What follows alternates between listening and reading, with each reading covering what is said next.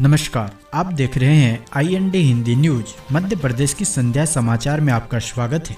चलिए जानते हैं दिन भर की सभी महत्वपूर्ण खबरों को। सभी लेटेस्ट न्यूज देखने के लिए चैनल को सब्सक्राइब करें और लाइक करना ना भूलें। कमलनाथ बोले, नकुल नाथ नहीं जा रहे भाजपा में, छिंदवाड़ा से ही चुनाव लड़ेंगे। छिंदवाड़ा सांसद नकुल नाथ के भाजपा में जाने की अटकलों पर उनके पिता और पूर्व मुख्यमंत्री कमलनाथ ने विराम लगा दिया है। उन्होंने कहा है कि नकुल नाथ कांग्रेस से ही चुनाव लड़ेंगे। उनके भाजपा में जाने की बात अफवाह है। छिंदवाड़ा में इमली खेड़ा हवाई पट्टी पर पत्रकारों से चर्चा में पूर्व मुख्यमंत्री ने कहा कि कांग्रेस पार्टी ने लोकसभा चुनाव के लिए अपनी तैयारी शुरू कर दी है। तरह तरह की अफवाह उड़ रही है, लेकिन अब शुरुआत हो गई है। जैसे ही AICC प्रत्याशियों के नाम की घोषणा करती है, वैसे ही नकुल नाथ जी यहां से लोकसभा के उम्मीदवार होंगे। कमलनाथ ने अपने भाजपा में जाने की सारी बातों को अफवाह करार दिया। उन्होंने कहा, मैंने तो प्रमोद कृष्णन को लेकर पूछे गए सवाल के जवाब में कहा था कि कोई किसी से बंधा हुआ नहीं है। उनके बाद ये अफवाह फैला दी गई। जीतू पटवारी बोले, 10 साल में स्कूली शिक्षा पर 2 लाख करोड़ खर्च, फिर भी स्कूलों में 39 लाख बच्चे घट गए। PCC चीफ जीतू पटवारी ने मध्य प्रदेश के स्कूलों की स्थिति को लेकर सवाल खड़े किए हैं। पटवारी ने कहा है कि 10 साल में स्कूली शिक्षा पर 2 लाख करोड़ रुपए का कर्ज हो गया है। इसके बावजूद स्कूलों में बच्चों की संख्या बढ़ने के बजाय घट गई है। मध्य प्रदेश कांग्रेस अध्यक्ष जीतू पटवारी ने सोशल मीडिया पर लिखा है कि मध्य प्रदेश में पिछले 10 साल में स्कूली शिक्षा पर 1.5 से 2 लाख करोड़ रुपए खर्च हो चुके हैं। बावजूद इसके इस दौरान सरकारी स्कूलों में 39 लाख और निजी स्कूलों में 65,000 बच्चे कम हो गए हैं। स्कूल शिक्षा में 2022-23 में 27,000 करोड़ रुपए का बजट का प्रावधान था। इसमें से 15,205 करोड़ खर्च हुए।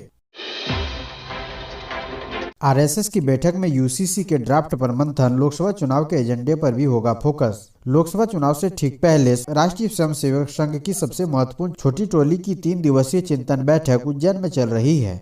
इसमें समान नागरिक संहिता के ड्राफ्ट पर विचार मंथन महत्वपूर्ण माना जा रहा है। ड्राफ्ट के सभी पक्षों पर चर्चा के बाद इसे सबसे पहले भाजपा शासित राज्यों में लागू करने का प्लान है। उत्तराखंड के अलावा कई राज्य अपनी ओर से इस कानून का ऐलान कर चुके हैं। सूत्रों ने बताया है कि इस अहम बैठक में संघ प्रमुख डॉक्टर मोहन भागवत सहित 9 दिग्गज पदाधिकारी UCC पर विचार विमर्श करेंगे।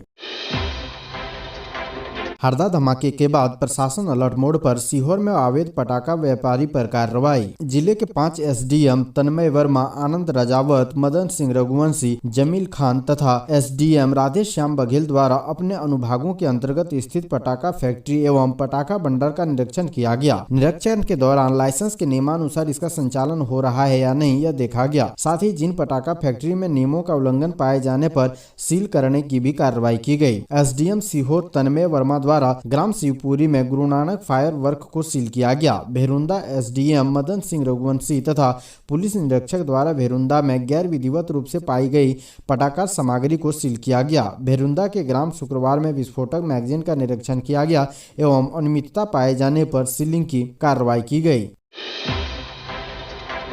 इस वजह से छोड़ी कांग्रेस, भाजपा ज्वाइन करने के बाद जगत बहादुर ने किया खुलासा। लोकसभा चुनाव के पहले बीजेपी ने कांग्रेस को बड़ा झटका दिया है। जबलपुर के महापौर जगत बहादुर सिंह अन्नू ने भाजपा का दामन थाम लिया है। मुख्यमंत्री डॉक्टर मोहन यादव, प्रदेश अध्यक्ष VD शर्मा ने कार्यालय में पार्टी की सदस्यता दिलाई। मेयर जगत बहादुर सिंह अन्नू ने खुलासा करते हुए कहा है कि रामलला की प्राण प्रतिष्ठा में कांग्रेस नेतृत्व के नहीं जाने से आहत हुआ। जबलपुर की जनता जिसने मुझे प्रथम सेवक बनाया, उनकी उम्मीदों पर खरा उतरूं।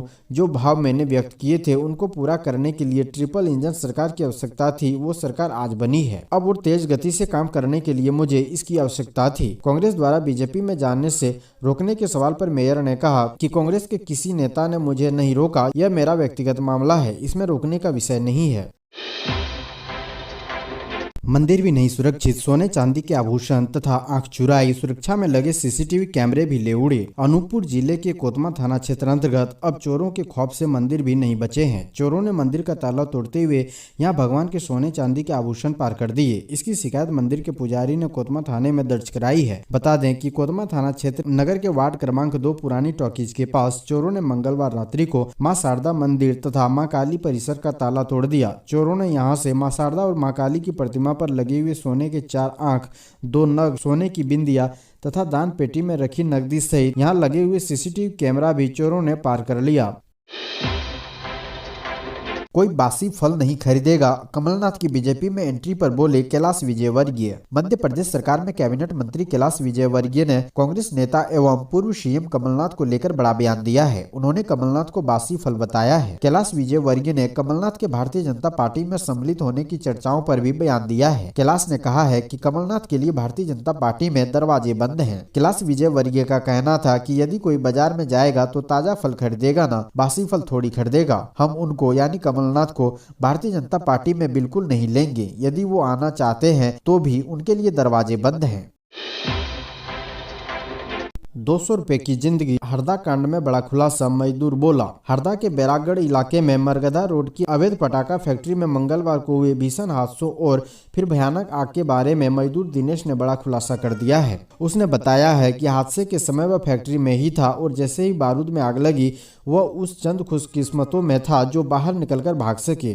उसने कहा कि यहाँ काम करने वालों को 200 रुपए तक की कमाई हो जाती थी। 1000 पटाखे बनाने पर केवल 200 रुपए मिलते थे। पटाखे की डिब्बी भरने, पटाखा बनाने और बारूद भरने आदि का काम होता है और काम के हिसाब से मजदूरी दी जाती थी। पटाखा फैक्ट्री के कर्मचारी शेख फिरोज का इलाज एम्स में चल रहा है। फिरोज ने आंखों देखी तस्वीर को याद करते हुए बताया कि फैक्ट्री में काम कर रहे थे, तभी फैक्ट्री के अंदर बारूद में अचानक आग लग गई। जहां हम लोग पटाखा बनाते थे वो दीवार गिर गई। धमाकों की आवाज के बीच सभी भागने लगे और छतों से भी कूद गए। हादसे के समय फैक्ट्री में 8 से 10 साल के कई नाबालिग भी काम कर रहे थे। उनकी जानकारी नहीं मिल पा रही है।